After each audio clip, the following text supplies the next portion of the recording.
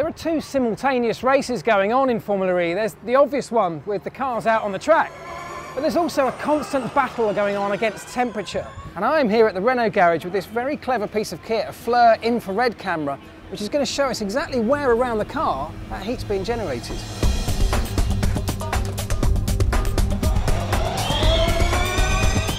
One of the first things that the guys here in the garage, the mechanics, have to do when the car comes in for a session is try and cool the battery back down again, because it's very hot, having just been out on the racetrack, but they can't charge it up quickly enough if it's above a certain temperature. So the dry ice is in this green section here, which shows it's very cold.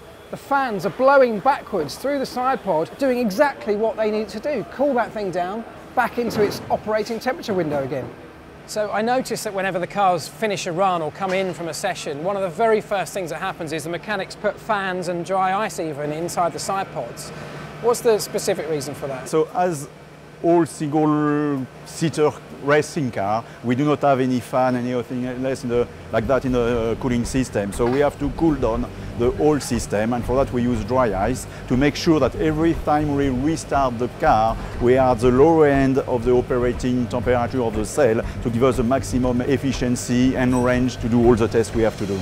And it's vital that the battery's cool, because the heat is generated not only by the discharge that powers the car around the track, but also from the recharge that comes with the regenerative braking that Formula E cars employ. This year, with 150 kilowatt of regen, we heat up the battery a lot more. And the problem is, above a certain temperature, which I believe is around 55, 56 degrees, you start to lose the power of the regen. So you cannot regen anymore at 150 kilowatt. We try to have a simulation that will tell, according to the air temperature, how the temperature of the battery is going to raise. And according to this, we try to prevent the fact that the battery is going to go up, because around 63 degrees, the car will stop. That's not a message you want to receive. No, you don't want to receive that. So after a few laps, the engineer is going to tell you whether you are on target, whether you have more margin or not.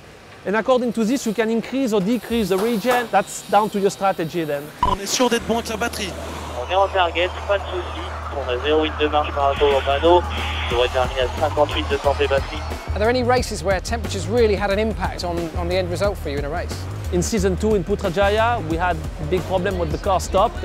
Sebastian Buemi is slowing, the race leader, and has he run into problems for the Renault team? It was the first time that the temperature was so high and we didn't really know how to deal with it, so yeah, we obviously paid the big price.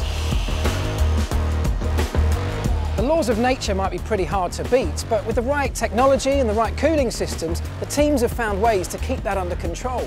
And that learning that we found here in Formula E will feed directly into the road car industry, meaning that cars that you and I will be driving in the future will be able to go faster and longer and far more efficiently as a result.